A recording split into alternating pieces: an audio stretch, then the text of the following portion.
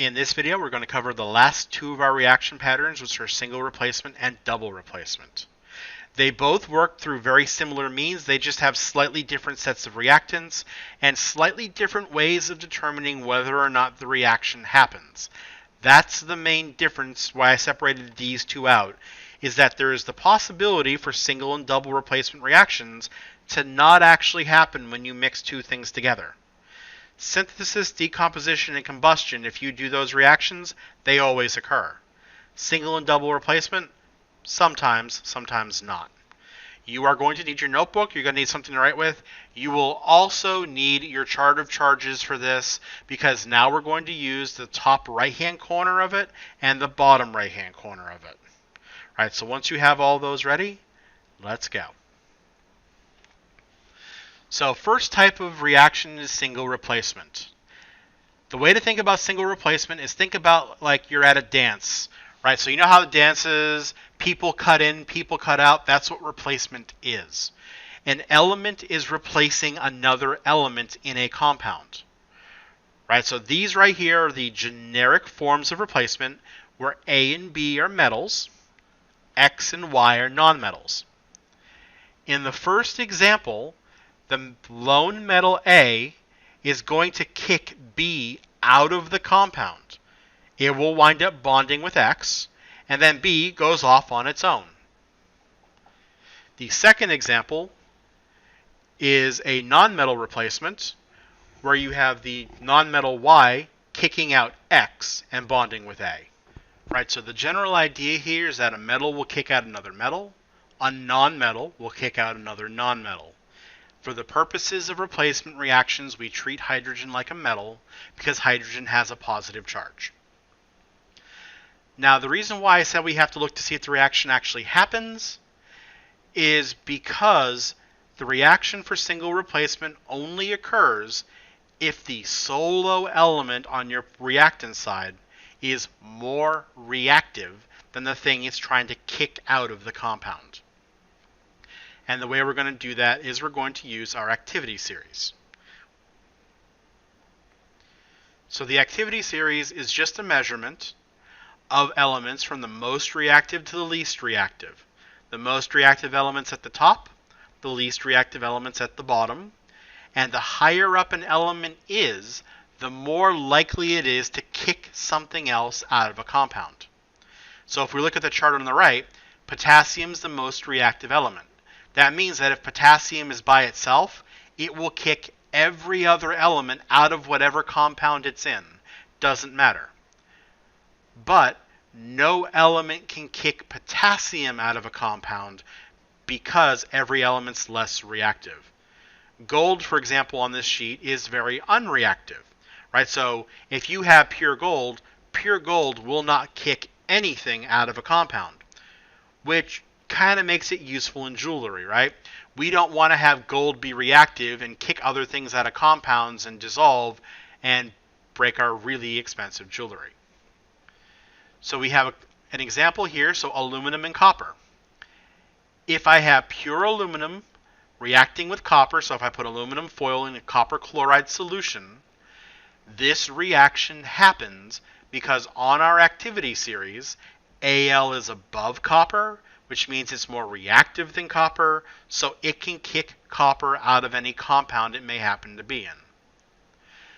But if I reverse it, and I have pure copper and I put that in aluminum chloride, that reaction doesn't happen. Copper is less reactive than aluminum, so it can't kick aluminum out of a compound. Okay, so that activity series you have in the top right-hand corner will tell you what order things are going to react in. Now, once we get into class, what I'm going to do is I'm going to actually add some extra elements onto that reactivity series so you kind of know where they fall. Right, but use the activity series to figure out if the reaction happens.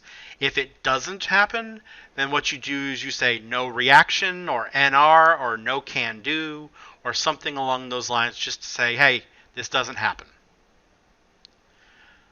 Our other type of replacement is called double replacement. Works the same exact way, except in this case, instead of having an element trying to kick another element out of a compound, the positive ions in each compound are going to switch places. Right? So again, to get back to my dancing metaphor, this is like when you're doing a square dance and they say switch your partner around and around, and you switch up who you're with. That's what a double replacement reaction is. Now, the way that you tell whether or not a double replacement reaction works is you have to look at the state of matter of everything involved. In the lower right-hand corner of your chart of charges, there is a solubility table. It will say AQ or solid. If you look up at the metal in the left-hand column, the non-metal on the top, and find the box where they meet, it will tell you whether it's aqueous or solid. If everything in your reaction is aqueous, the reaction will not happen. The reason why is because if everything is aqueous, it's still in solution, there's no visible sign of a chemical change, right?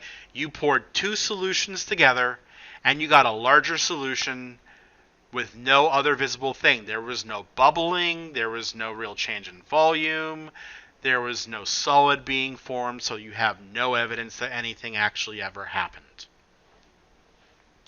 Okay, so let's try a couple of double replacement reactions. The first double replacement reaction we have is sodium chloride solution reacting with silver nitrate solution. What we're going to do is the Na and the Ag are going to swap places. That means the Ag is going to be with Cl, and the Na is going to be with NO3. We drop and swap to figure out our formulas. Ag is +1, Cl is -1, that works out. Na is +1, NO3 is -1, that one works out. Now the last thing we do is we check states of matter. We'll find silver on the left and chloride on the top, find the box where they meet, and we see that it says S for solid. So we're going to write S afterwards. Then we'll look up sodium on the left and nitrate on the top, and that will give us AQ. So we're going to have solid silver chloride be produced and sodium nitrate that remains in solution. This reaction happens because when we mix together those two solutions, it will form a solid, a precipitate, that will make the solution cloudy and then settle to the bottom. So that's our example of how it actually happens. Now our next example is going to be potassium sulfate solution and magnesium nitrate solution.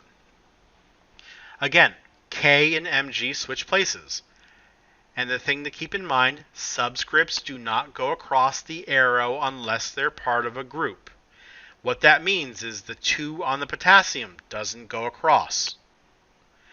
The 2 outside of the nitrate group doesn't go across because it's not part of the nitrate.